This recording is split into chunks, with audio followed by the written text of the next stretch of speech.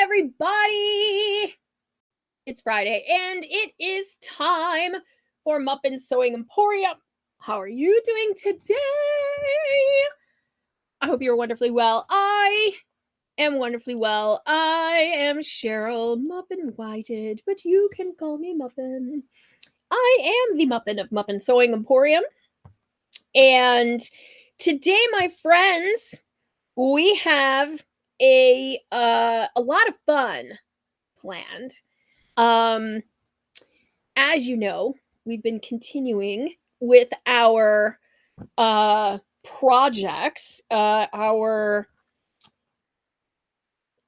tufting projects.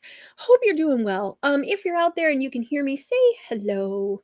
Let me know that you can hear me. Give me a thumbs up or something. That will help me know that these sound and fun machines are working like they should.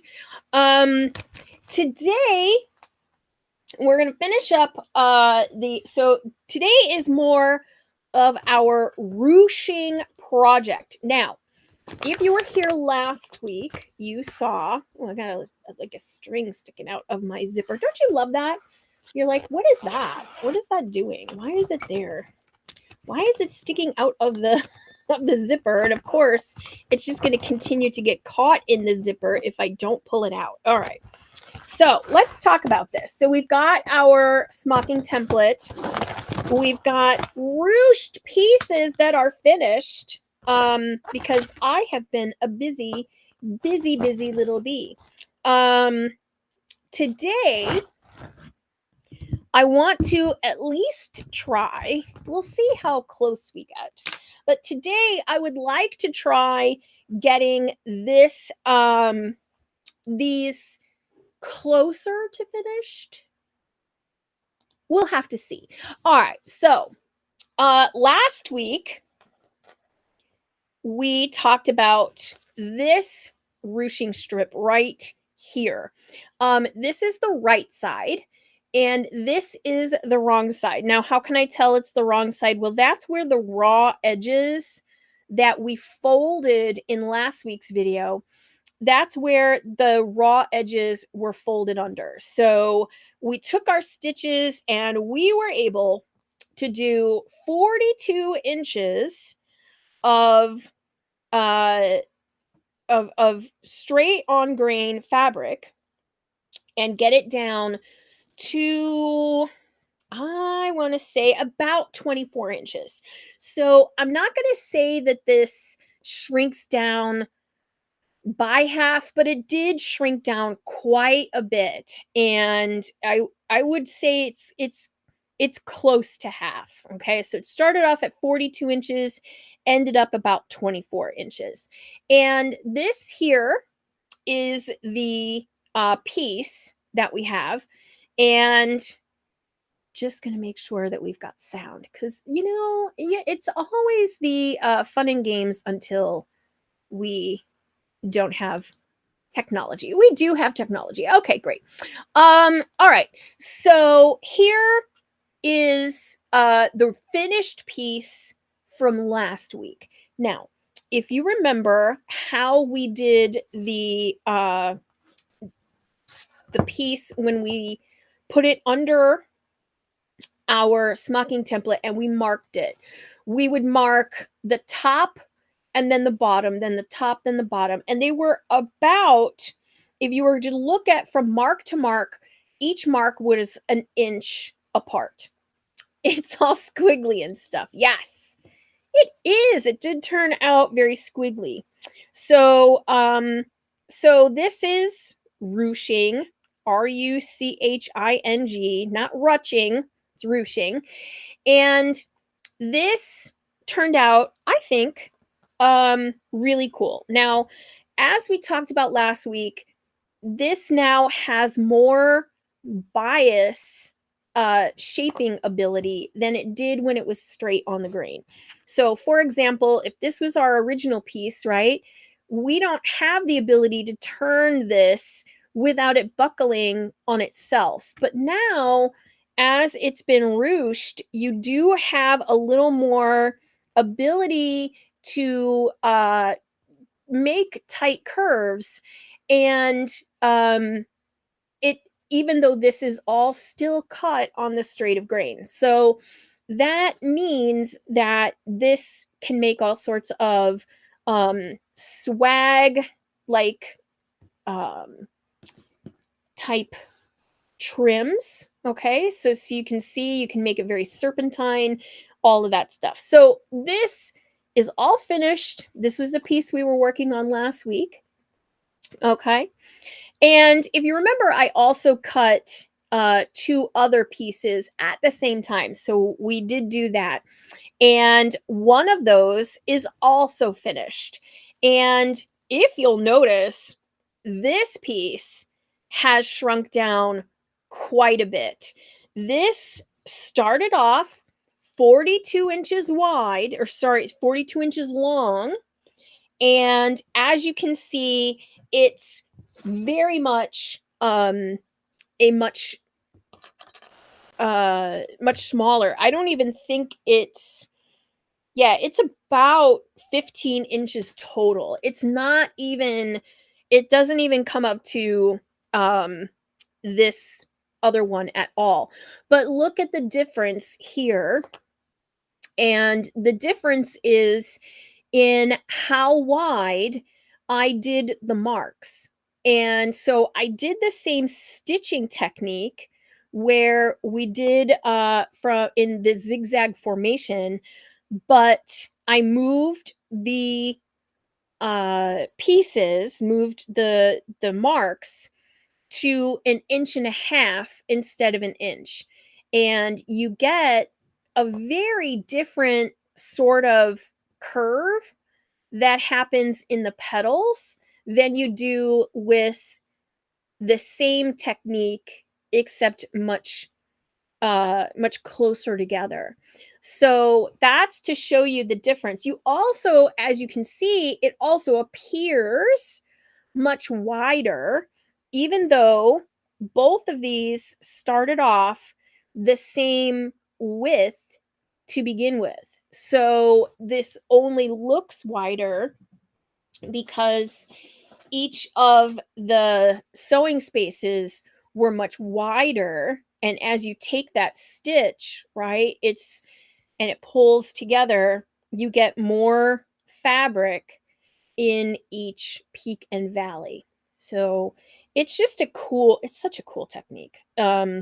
So we're in the middle, or I'm in the middle.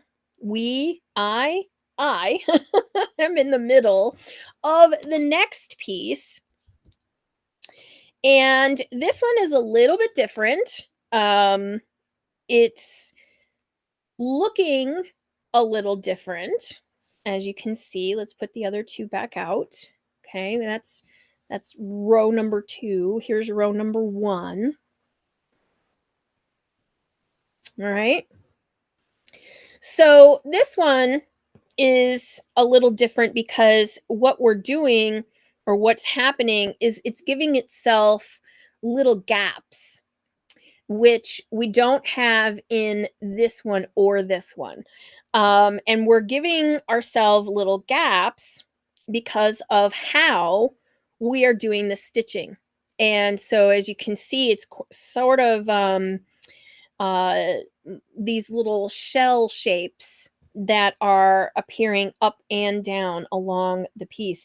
Now, some of these I haven't sort of zhuzhed. That's the technical term I like to use, the zhuzhing. Um, sometimes they need kind of a little primping to stay where they need. And Jerry, I need to send you one of these needles that I have been using for hours and hours, because they are just like, you can kind of see I'm wearing the plating off of this needle because I've used it so much. So it's pretty funny. But I'm going to show you how to make this one, which is a little bit different than the previous two. And but it does get marked the same way that our other ones got marked, but just we're taking just a small difference. Okay, so I'm just going to throw this on here to put some of the marks in just so that you can follow along. And I didn't mark them very darkly. I was in a very dark room when I was doing this. We've been watching TV while I have been making these, and um, yeah. Yeah, that would be cool. I would love that. I always like to say that we don't discard our needles as much as we should. I know that seems really weird that yes, you should throw needles away after every certain amount of sewing. Okay, so as you can see, um yeah, so for those of you that don't know, Jerry works at a university and has access to a very powerful microscope. And so that's very cool. Okay, so as you can see here, instead of doing what we did on the last trip, we last time we just marked here at the top and then at the bottom and then at the top again. We're not doing that on this one. What we're doing is we're making a mark all the way, sort of all the way across, okay, but very lightly. We don't want to be able to see it through on the other side, although most of us will not. And of course, for these techniques, I like to have a thread that matches. And once again, don't use a lot of the thread because, as I've explained in the past, we are going to be doing a lot of tugging and pulling on this piece of thread, and it's going to be doing a lot of work. We don't want this thread to have to shred, because if it does, then we will it won't be effective in what we need it to be doing here. So, all right. So we're going to be doing a lot of pulling on this thread. It's going to do a lot of extra work for us. So we're just going to take the time to make sure that, because I'm using such a short piece of thread, it's just going to be, we're going to be doing gathers. And I do need to double check which direction I need to go in. Okay, so here is where we stopped. So, and this is a good point to, like, just to pretend that all that other extra side there is not there. And we are going to go through this little section here more than once because we want that to be nice and locked. See how I feel like I'm shaking the whole table? See how I'm pulling on that and it's not, the knot is not coming out? That is what we want. So we're going to go to the first mark here. And to do this technique, you're going to do a little running stitch. And instead of it angling up and towards the top, we're running it along the top and the bottom of the thread, or of this strip. This is, you probably like, Cheryl, you never taught us this one before. I have not. This one is brand new to you. And so that's pretty exciting. So you can see my little running stitch along the side there. And now I'm going to do the running stitch straight up, straight across. And right there up the top. So it's almost like an L, little L shape. Cheryl says looks familiar. Does, a little bit. And then we're going across the top. So we are, in a way, doing that zigzag that we talked about in the previous videos and also perhaps in class that you've taken from me. But instead of that going diagonal across the strip, we're going up and over and then up, and then we're going to go across down to the other edge. And I'm gonna get about 3 or 4 zigzags on here before I pull. So what this is doing is it's creating this is creating the shell, the part where you go across the top and the bottom. And the middle here is where you're going and gathering the sides of the shell. And so I'm trying to make sure all my stitches come out on the back side of the fabric for some reason, but Mary has a very good question in, am I doing a set number of running stitches on top and bottom? No. I'm just trying to get like more than a couple. Okay. I'm trying not to there's no stitch police that will come and knock on your door and say, ma'am, I understand you've been using the wrong amount of stitches. That there's no such thing. Okay, so great question. Okay, so now we have done a few of these. Now it is time to go ahead and do the pull. And so as you can see, the stitch, this is how it is formed. And see how they almost like they do alternate, which is what I really like. And they are, flip-flopping on each side. And so that is what we're trying to do. Now, here's one of those spots where taking that stay stitch is going to lock. Oops, except you got to keep your thread. You got to keep your needle threaded. That's a key important thing here. And of course I don't want to take my needle out, so I'm being that person. There we go.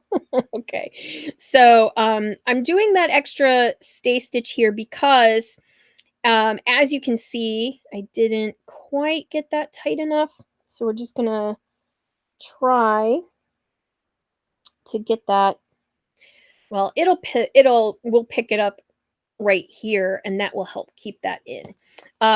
Yes, Mary, no, there are no stitch police. Some people think there are quilt police, and I don't think there is quilt police. I do think that some people can be like the quilt police. Um, and I think that we need to be able to move away from that as a group or as a people, because there is no right and wrong way to make a quilt. um some people think, oh well, you didn't put batting in it, so it's not a quilt. No, that's not true. However you want to make your quilt is up to you. However way you want to make your stitches is up to you, and sometimes that's a happy accident. Yes, this is super cool. And Mary also says, to each their own, and I agree. So once you've got this section locked, we can continue on with our stitching, and that will just get me. So we have to remember too, like where we are. Um, and this is a good one because this to me is always a hard thing to remember, is where to take your next stitch. Jerry says the quilt police might be real, but the Afghan police totally are. uh well, I guess in a way, yes, a quilt and an Afghan are two separate things. I think people think of Afghans as either knitted or crocheted, but it's still a blanket. We can't make these blanket statements, my friends. No pun intended. Okay, so here we go. We've got that stitch that ended here. Now, if I were to cut that stitch off and be done for the day, when I come back to this, I need to be able to tell where, where my next piece will go. You guys are laughing at my puns, and you forget that I love, a great pun when it comes to sewing. So, there is that. So, if you do cut this and you're looking at this and you're thinking, "Yeah, how do I know where my next stitch will go? Do I go to the top or do I go to the bottom?" You're gonna look at the very last stitch that you made, and when you are looking at that shell, the shell here, all the gathers happen on the bottom of that piece. Okay, so you see that happening on the bottom, which means the next one, the stitches should go along the top of the strip. If that makes any sense whatsoever. Sometimes I think I'm making sense and I don't. So that's going to be where the next group of stitches go, and then we travel down the piece. So, this is sort of, you know, a pretty interesting stitch on a very wide ribbon. Um, this these shells are much bigger. If that is clear or not, but on a wider ribbon, so if you're doing a much wider ribbon and you're doing these stitches in that sort of shape, you're getting a much curvier, billowier. Is billowy a word? I don't think it is. It's more billowy. I don't know the proper the way to conjugate that word. so there we go. We've got two more, and I can probably get like one more billowy. Thank you, Mary. They're more billowy. And no, I cannot confirm I'm making sense. So today was very, very busy in the shop, and I was so excited to see all of my new customers, my new friends. They come from all over. And of course, I even had um longtime followers come into the shop today. So that was a lot of fun. And oh my gosh, you have no idea. I was so happy to see people this week. All week we've been busy. The weather been super great. Yes, hooray for being busy. Except, of course, I have 100 million things to do today. And every time I sat down at the computer and I'm like, okay, time to get this done, of course, the doorbell would ring. Here comes more customers. And I'm like, not upset about that at all. But when you need to get something done, it is like, oh my gosh, I just need to get this one thing done. And so that has been my day all day. And we did not have time to cook dinner. We had to have takeout for dinner. And so this is my this is me in my happy place trying to get something accomplished today. Yeah. I, I know Culver's is an excellent choice. And I do have an ice cream waiting for me when I get home.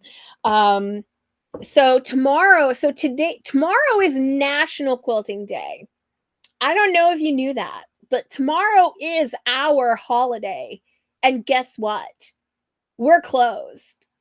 Not because I need to take it off as a national holiday or anything and then and cuddle myself with quilts and only do sewing in my sewing room on National Quilting Day. No. I am the guest speaker for the Lexington quilt.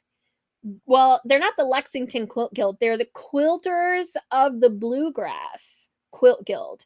And their show is this weekend on what we call Quilters Day Out. I think it's like mint something because everything is green this weekend.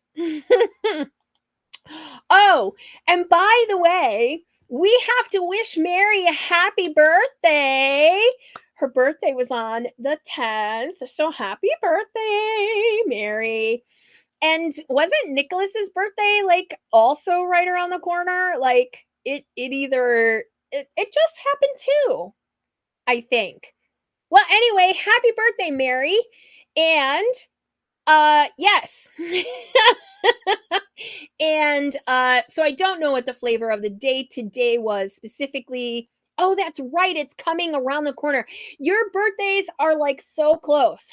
Mary's son, Nicholas, birthday is like 10 days after hers. And so I knew they were so close. I can't, for some reason in my brain, I thought it was on the 8th. But today has been very busy. So anyway, everything's green this weekend because St. Patrick's Day is the day after National Quilting Day. So happy National Quilting Day to all of you. But our store will be closed. And then the National Quilting Day weekend, and then I immediately go from Lexington to Daytona Beach, Florida for the Vacuum and Sewing Trade Dealers Association. Yes, that is a thing. The Vacuum and Sewing Trade Dealers Association show is a trade show for vac and sew stores. And so, oh gosh, no. Yes, I forgot that spring break is this time of year. I don't know why I've not remembered that it's spring break, but it is. So Jerry, now this is where my show is not rated for children, and this is why. Because we're going to talk a little bit about the Vacuum and Sewing Trade Dealers Association. So I have been to their shows many times over the years, like many, many times. And a lot of you have probably seen a vac and sew, right? Where the vacuum store and the sewing store are the same store. And they sell vacuums and they sell sewing machines and they repair both.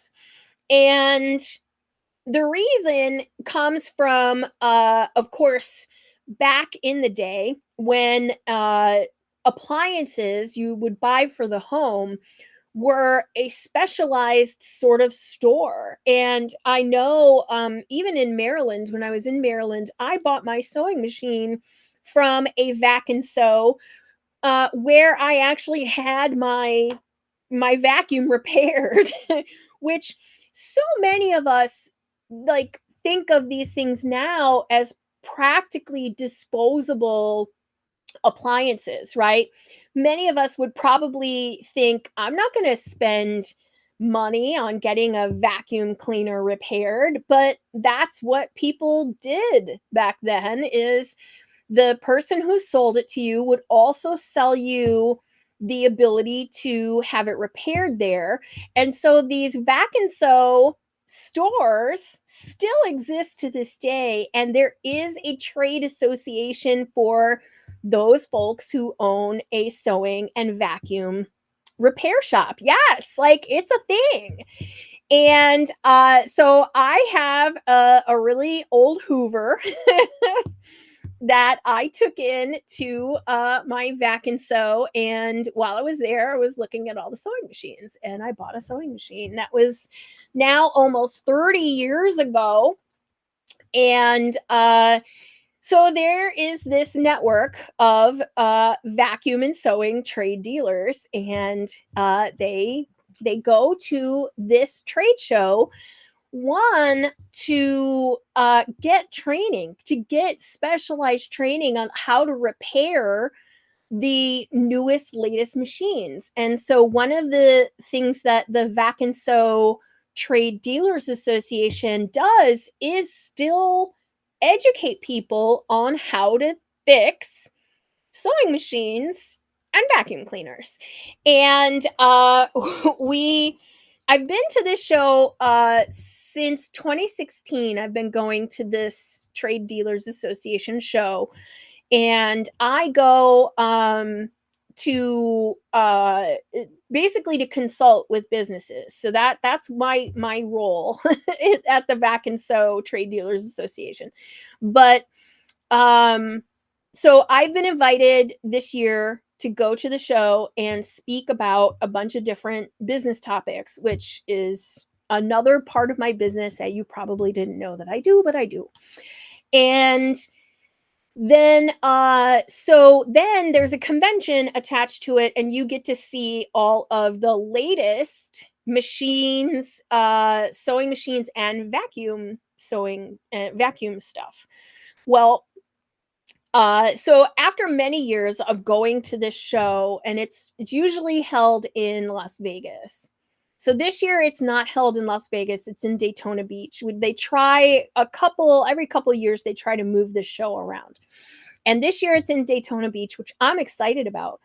But inevitably, when you are on the road and you're traveling and you're eating alone in a restaurant, someone will ask you, like, what are you here for? And you say, well, I'm here in town for a convention. And it always ends up somebody asks you what convention you're here with. And so, you say, I'm here with the Vacuum and Sewing Trade Dealers Association. And then you get that question. You get people are like, that's really a thing? Like, yes, there's like a Vacuum and Sewing Trade Dealers show convention. And well, what do you do there? Well, you see the latest in sewing machines, and you see the latest in in vacuum cleaners.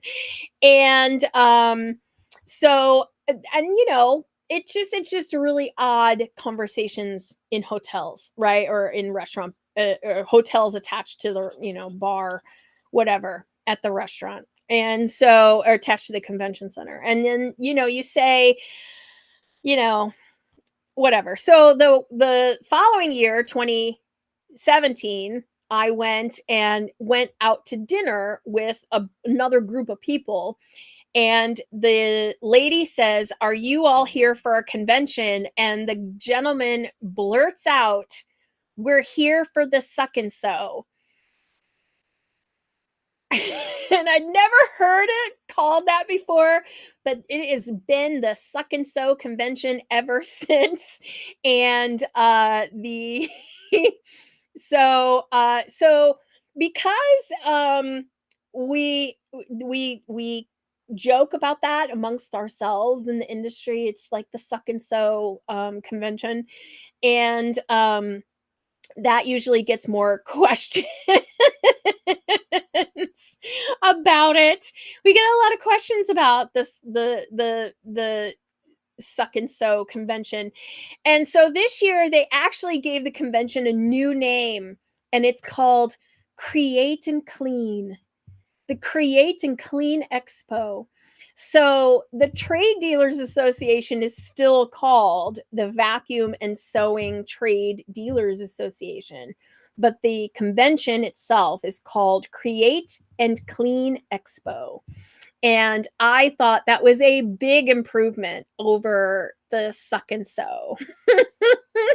But yeah, so that's why my channel's not rated for children, people. This is so the suck and sew Trade Dealers Association. So that's where I'm going. And one of the things I can tell you about the Vacuum and Sewing Trade Dealers Association is some of these vacuums are really cool. And I didn't realize there's more innovations happening on the vacuum cleaner side than there are in the sewing side for sure. Um, but these are companies, you're right. Um, it would be. And the one thing that I will say is that the vacuum cleaner uh like market, a lot of it has moved to whole house vacuums, and that is really, it's really cool. So one of the things is these and I will say, like, the whole house vacuums are really neat. Like, they sit in your like, either in your laundry, or your in your basement, or places like that where you keep your water heater. And essentially, there's almost like a little floor register, and you sweep all the stuff into that register, and it just sucks down into the container in the basement, and it's like magic that you can both sweep stuff into it, or you can plug the actual vacuum hose directly into that, and then, like, vacuum each room without having to lug the whole vacuum each to each room. You just take the hose attachment. So from an innovation standpoint, that's fantastic. I think I would have liked one in my previous house. I'm not saying I might not put one here in this new building. If I'm gonna do the construction here, I might as well put in a whole house vacuum. Um, oh my gosh! Charlotte says her sister has a whole house vacuum and she never uses it. I I would use it all the time. The other cool thing was these is in this same kind of thing is the is laundry chutes. There's a whole new like, this is another innovation that they are promoting as part of their, like, not just whole house vacuums, but laundry chutes, and laundry chutes that are, like, not anywhere near what we thought of as laundry chutes, right? We think of a laundry chute as, like, somewhere in the house that just goes straight down into the basement where uh your laundry machines are. And this is not that. This is like a vacuum. It's like a hole, and of course, I keep thinking it's big enough for a child to put their head in, but you know, that's just how I think. But they've always got someone demoing the laundry chutes with clear pipes, and they kind of go like all crazy curves, and you watch them take the laundry and you watch it go through all the pipes, and you think, like, how is that possible? Like, how does that not get stuck? And then they usually pick something really big and bulky and shove it in there. And of course, it goes all the way through. Um, and so, right? I love a laundry chute that washes, dries, folds, put away. That would be a laundry service. And let me tell you, they have that now. They have like Uber for laundry. It's Uber for laundry. I just saw an ad for one. Honest to God. Um, so hey, if those kids can iron, they can learn not to put their head in a vacuum tube. Honestly, that's so true. It was one of those things where and of course it's always some hot guy that's like demoing this, laundry chute. And of course, like, I think the laundry guy, or sorry, the vacuum cleaner guys are always happy that the sewing ladies are there at the show. And so uh it can get a little interesting at some of those the at the suck and sew. Not saying that's gonna happen this time because no.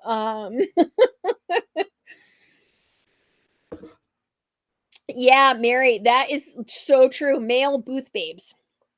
Yep, they're all dudes. Every one of the vacuum guys are dudes.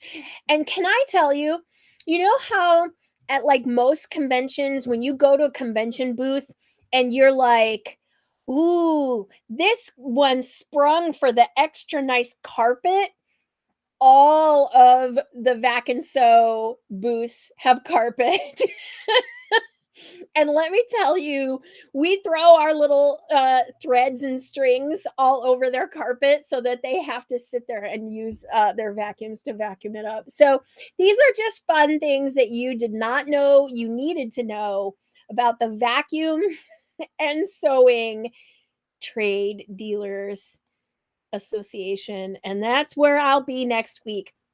Now, one of the cool things is I'll be there to also see all of the cool things that I might need to have for the shop. A lot of this stuff will be things that are coming out like 6 to 12 months from now. So none of this will be like immediately in the store, but we are looking for things all the time for the shop. And can I just tell you we we ordered so much fabric, and it is all coming really, really soon.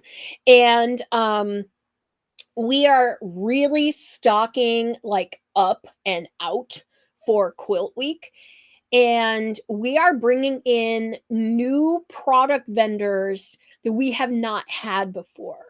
And, that is really kind of exciting. And you know, it's like you can't you don't want to like jinx it. So you're like, I'm not going to say anything just yet. I can tell you we've got a lot of fabric coming. We have the entire Tula Pink Roar dinosaur line coming, and that will be here in just a couple of weeks. We also have all new wovens coming in that are so pretty. They're so pretty. And we have all I mean, and I've been really like looking at new notions, new new other things. Hang on one second. There's an email or a text message that just came in. Um Ah, okay. So tomorrow I'm going to Lexington as I told you. Well, they are doing a it looks like a marathon that's going to go in front of the convention center where we're having the event tomorrow. So they're giving me this little traffic alert to let me know about the Shamrock Shuffle that's happening in downtown Lexington that I need to be aware of if I'm coming into town. New notions. I have my bag. That's excellent because we're always looking for new notions. We're always looking for new uh you know, just new and different, right? And things that actually work, because there's some things out there that don't work. And I get frustrated and you get frustrated, and then you buy it and then you have regret. No regrets. I don't want regrets. So there's that. So my whole goal is to go to the the Vacuum and Sewing Trade Dealers Association, or sorry, the Create and Clean Expo. And we'll go there, and it should be great. I am like I said, I'm excited. It's gonna be great. So, yeah, and, our cable is out at the house, and we're really sad about it because, um, the, Charlie really wanted to, uh yeah, right, I should just call it the Suck and Sew. It's Create and Clean Expo. It's a better name, but I do think it's a little too close to Suck and Sew. It's the Create and Clean. Um, at least it wasn't Clean and Create. Charlotte says, I blogged about no more fancy sewing gadgets because they don't work. I agree. And I don't like the unitasker in the sewing room. Those of you that follow Alton Brown, who is the chef, he's a chef, and he detests the kitchen gadgets that only do one thing, right? And so the goal is to have gadgets that do multiple things. And I am 100% on board with that. I would much rather have, like tools like our the quilt stick. Okay. And I know some people call these the purple thing. uh, so because they are multi-tool. And so you have the 1/4 inch here on this end, you have that stiletto. It also does stuffing. You have this here, the little hole. See that little hole there? That is so that you can thread elastic through, and now you can put that through your hoodies and your sweatpants and all of that stuff. So multi-tool, right? I love it. I typically uh I don't like a lot of the sewing marking tools when we have perfectly good pencils. I do think that the friction pen is a decent tool. I use it a lot. Um, but I never use it on the front of my work where if the marks come back, it could be seen. So I'm fine with friction pens because I use them. Um, am I channeling my inner Alton Brown? I think so. Because I do agree with it. I agree that a multi-tool, the multitasker, the unitasker, we want to get rid of. And that's why when I develop my tools, like the heirloom smocking template, I give you like 6 other things that this thing can do other than just for smocking, because it does not do me any good to get you to buy this. You do the one technique and then you put it away, you know?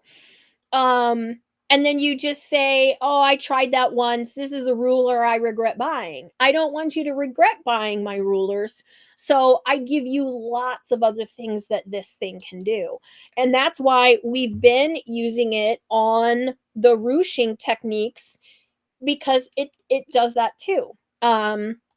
Mary says, only unitasker we have is a cherry pitter, but it can also be an olive pitter. I mean, I think like even a pitter could be, you know, used a bunch of different ways, right? Like you can use it probably, um, in a pinch for, um, like small stone fruit, or you could use it to, I don't know. I'm sure there's other uses for it, right? And I'm sure if you Google it, it's got a million things. But like the avocado knife only does one thing. Um, and that's usually what I say when I'm telling people about my rulers is I design them so they do more than one thing. I try to have at least 3 things to do with any tool that I've developed. And that's because personally, I don't want that. I don't want regret, right, for buying it. I want you to be able to do so many things with it. I thank you. I do appreciate that. But that's the kind of thing that is important to a designer, and especially when you go to these shows and you see the demo and you fall in love with the technique, and you get it home and then you're like, what was I thinking? I'm only going to use that one time.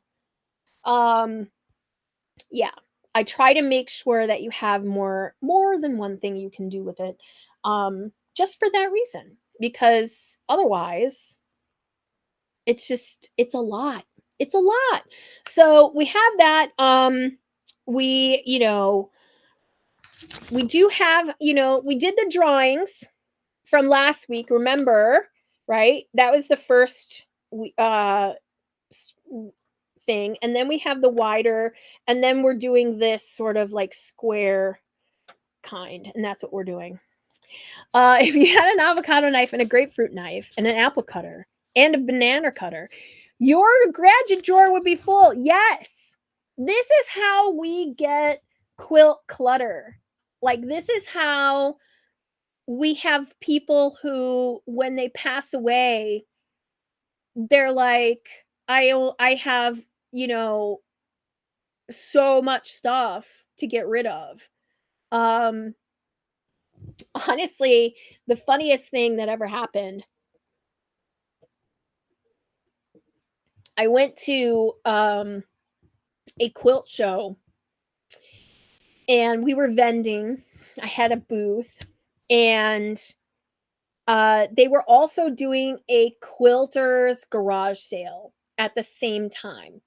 And so the quilt guild that was putting on the event, they their show, they had their own booth with everything that every quilter in their guild did not want, and they put it out for sale. And one of my templates was in the thing for $2, and so I bought it. So, because I was like, I'm not gonna have you undercutting my product. So I bought it from, and it was in like its previous packaging, so it was one of the older ones. This is actually one of the older ones. Um Now we have our logo on here. Um I'm not upset about it at all. I thought it was funny. So that's how I could tell it was an older one. It had our logo on it, and then or it didn't have our logo. And then this down here, the copyright said Cheryl Sloboda, and that's how I knew that it was one of our older ones. And then the packaging it came in was not our newer packaging. So I bought it. I spent $2 to keep it out of someone else's hands, right? I didn't want somebody to go, "Hey, I think I saw this template over there in the garage sale." I didn't want that. So I purchased it. It wasn't this one though. This one has a flaw on it. Um, it's got like some kind of like burn from the laser, and uh, I didn't want to sell it with to someone with that on it. So um, this is a defect. It's a second. and and actually, if you look at the top here, I know it's hard to see it, but you can almost see like there's like, it looks like almost like cloudy at the tops of that whole row, and that cloudiness um is like vapor from the laser, because the laser was set incorrectly when this one was cut. Um so yeah, it became my studio one. So I still use it. It's perfectly fine otherwise. But Yeah, and I mean, when I do all of my tools and my templates and things like that, I always try to think of at least 2 things that each of these will do so that, um, you know, that you don't have regret. So, there's that. So yeah, today we're getting ready to get on the road, go to Lexington, so that's exciting. It's also exciting that they're having a marathon on that day, so that'll be fun. And then we're gonna go to Daytona Beach and see the uh see the vacuum cleaners. So the vacuum and sewing trade dealers association. So that's what I have for you, my friends. I am going to take the project with me. I will have the rest of this one done. I do have one more lined up to be done. And this one, I've actually sewn a 1/4 inch strip, sewn it into a tube. So we're going to flip this inside out. I will share pics of the clean and create. Do I visit other quilt shops when I travel? Typically, I don't have time. Usually I don't build in any time, and especially for business trips. And for this, we're we're gone. So create and clean is Monday, Tuesday, Wednesday. It actually goes further on into the week, but I'm not gonna stay at the show that long. So we're coming back Wednesday and back in the store on Thursday. So um I I used to have a lot of time to visit a lot of the stores in the area. Like if I were going to a quilt guild and their meetings at 6, I might get into town like at 3 and try to visit a quilt shop. But for the most part, I don't really have time. I'm usually there for the event and then out because I got stuff to do. But this one, same thing. Just I'm in and out. So just trying to get back to open this shop because we're already going to be closed on Saturday, Tuesday, and Wednesday. So if you're coming to Paducah, we will not be open. And I don't know how many people will be coming tomorrow for the big weekend of National Quilting Day, but our store will be closed because I will be away. And they booked me so long ago.